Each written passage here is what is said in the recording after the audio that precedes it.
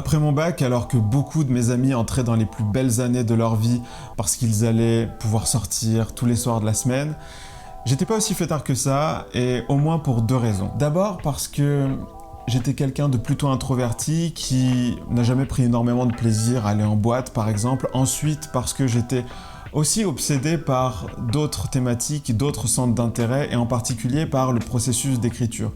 Parce que penser, c'est facile, c'est à la portée de tout le monde, mais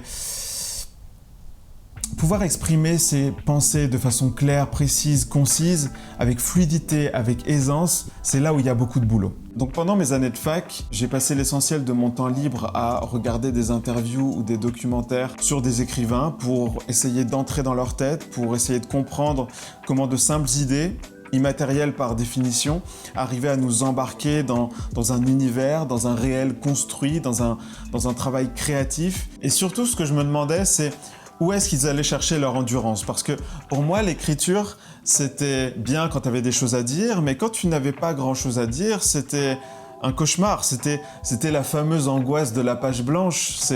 Et je pense qu'à terme, c'est ce qui pousse beaucoup de gens à fuir l'écriture. Pendant l'été 2015, je me suis lancé dans l'écriture d'un roman qui s'appelait Passions indolentes. C'est l'histoire d'un trio amoureux. J'ai jamais eu le courage de le réviser, de le développer, ni d'essayer de le faire éditer. À l'époque, je pense que ce qui était le plus important pour moi, c'était surtout de me prouver que j'étais capable de le faire. Je suis tombé dessus récemment en faisant du tri sur mon ordinateur, et je me suis rappelé que c'est quand j'écrivais les 2 premières pages de ce roman que j'ai guéri à jamais mon syndrome de la page blanche.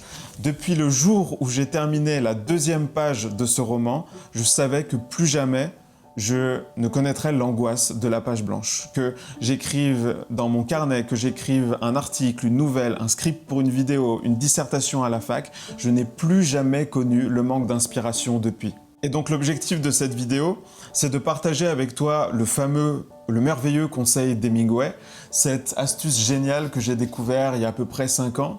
Et ça a révolutionné mon processus d'écriture, donc je trouverais ça dommage que d'autres ne puissent pas en profiter. Je vais te donner le secret d'Hemingway, et ensuite je te donnerai 3 conseils pour le rendre plus utile et plus efficace. Donc je recontextualise un petit peu. J'ai écrit Passions indolentes parce que j'étais inspiré. J'ai produit la première page en 20 minutes, et quand je suis arrivé à la moitié de la 2e page, j'avais plus rien à dire, donc j'ai arrêté d'écrire parce que pour moi le but c'était de tenir le coup sur le long terme, c'était d'avoir de l'endurance, et faut pas oublier que c'est ça qui est difficile quand on écrit un roman, c'est l'endurance. Donc le lendemain, je reprends l'écriture, je commence à écrire, ou du moins j'essaye. Impossible, ça ne vient pas. Impossible de terminer la 2e page, je bloque complètement, c'est l'angoisse de la page blanche à l'état pur. 5 minutes passent, 10 minutes passent, et ça ne vient pas, donc un stress lourd s'installe, j'ai l'impression que je vais jamais arriver à terminer ce roman, et je me dis que si c'est aussi pénible que ça sert à rien que je m'évertue, que je continue, et que dans un certain sens, ça sert à rien de forcer. Donc j'ai arrêté d'écrire pendant une semaine. À l'époque, je lisais Paris est une fête d'Hemingway. Comme tu le sais sûrement, il vivait à Paris dans les années 20, donc il raconte sa vie parisienne dans ce bouquin.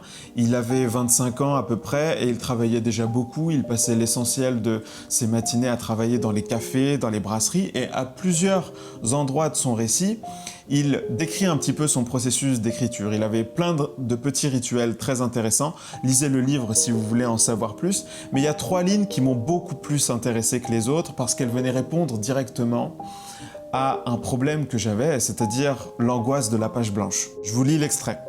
Je travaillais toujours jusqu'au moment où j'avais entièrement achevé un passage et m'arrêtais quand j'avais trouvé la suite. Ainsi, j'étais sûr de pouvoir poursuivre le lendemain. Depuis que j'ai appliqué ce principe, je n'ai plus jamais été confronté au manque d'inspiration. Jamais. Lorsque tu écris n'importe quoi, arrête-toi toujours au moment où tu as encore des choses à dire.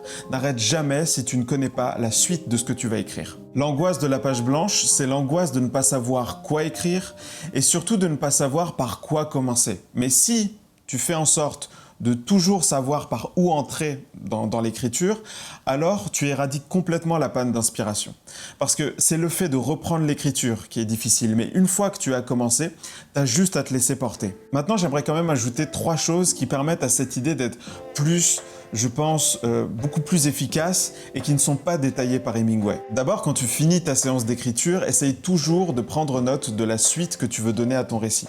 Hemingway, ce qu'il faisait, c'est qu'il imaginait la suite de son récit.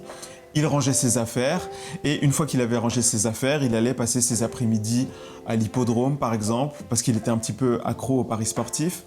Le risque en procédant comme ça, c'est que le lendemain, surtout si on boit un petit peu comme Hemingway, on peut avoir oublié la suite de ce qu'on va écrire et rendre la remise au travail beaucoup plus difficile. Ou sinon, ce qui peut se passer, c'est qu'on a cette suite qui nous traîne en tête toute la journée. Donc, noter quelques mots à la suite de ton document te permettra d'éviter ces risques et de reprendre de façon beaucoup plus sereine le lendemain. La deuxième chose, c'est d'essayer de toujours s'arrêter en plein milieu d'une phrase. Tu connais la suite de ton récit, tu commences à écrire la première phrase et tu t'arrêtes en plein milieu. Dans la marge, à côté, tu te donnes quelques indications sur la suite que tu aimerais que ça prenne lors de ta prochaine session de travail.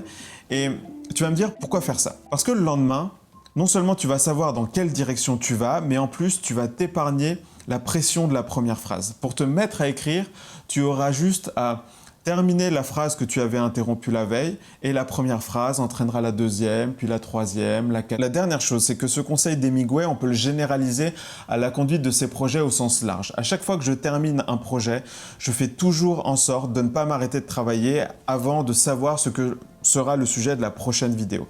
Par exemple, une fois que cette vidéo sera terminée, que le montage sera exécuté et qu'elle sera mise en ligne, je vais prendre un instant pour réfléchir au sujet de la prochaine vidéo, ouvrir un nouveau document sur mon ordinateur, marquer le sujet et quelques points clés que j'aimerais aborder dans la prochaine vidéo.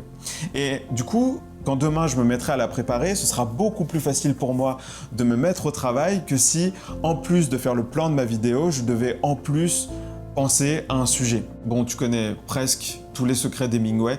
Si jamais tu as un prix Goncourt, un prix Femina, n'importe quel prix en fait, marque dans tes remerciements à mes parents, à mes enfants, à Julien Mazy pour m'avoir donné le tuyau. N'oublie pas qui était là au début. N'oublie pas d'où tu viens.